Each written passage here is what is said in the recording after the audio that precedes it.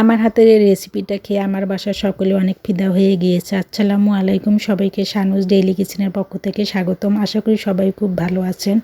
প্রথমে আমি চাম ঘাসের পাতাগুলো পরিষ্কার করে ধুয়ে নিয়েছি, তারপরে এটাকে আমি সিদ্ধ করে নেব।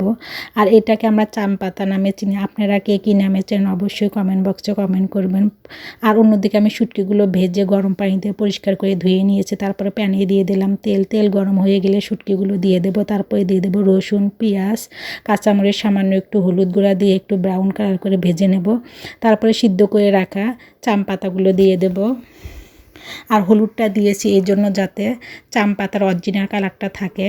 তারপর সব কিছু আমি সুন্দর মতো মিক্সচার করে একটু চেপে সুন্দর মতো পানি শুকিয়ে নেব এবং খুব ভালো মতো সিদ্ধ করে নেব। এর জন্য ঢেকে দেব, ঢেকে দিয়ে প্রায় 5 মিনিট এভাবে সিদ্ধ করে নেব, যাতে খুব সুন্দর মতো সিদ্ধ হয় এবং পানিটাও শুকিয়ে যায়। এই তো এটা আমার সুন্দর মতো সিদ্ধ হয়ে গিয়েছে। এখন এটা আমি পাটায় বেটে নেব, খুব সুন্দর করে মিহি করে বেটে নেব, তাহলে ভর্তাটা খেতে অনেক মজা লাগবে।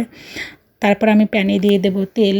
এখানে দিয়েছি সরিষার তেল। তেলটা একটু গরম হয়ে আসলে বেটে রাখা ভর্তাগুলো দিয়ে দেব, দিয়ে সুন্দর মতো 1 থেকে 2 মিনিট একটু নেড়ে চেড়ে নেব। তারপরে এখানে একটা লেবু দিয়ে দেব, তাহলে ফ্লেভারটাও ভালো আসবে এবং গলাও চুলকাবে না। এই তো ভর্তার ফাইনাল লুক। সবাইকে আমার ভিডিও দেখার জন্য ধন্যবাদ। সবাই আমার পেজটাকে লাইক, কমেন্ট, শেয়ার ও ফলো দিয়ে রাখবেন। ইউটিউব চ্যানেলটাকে সাবস্ক্রাইব করে রাখবেন। আল্লাহ হাফেজ।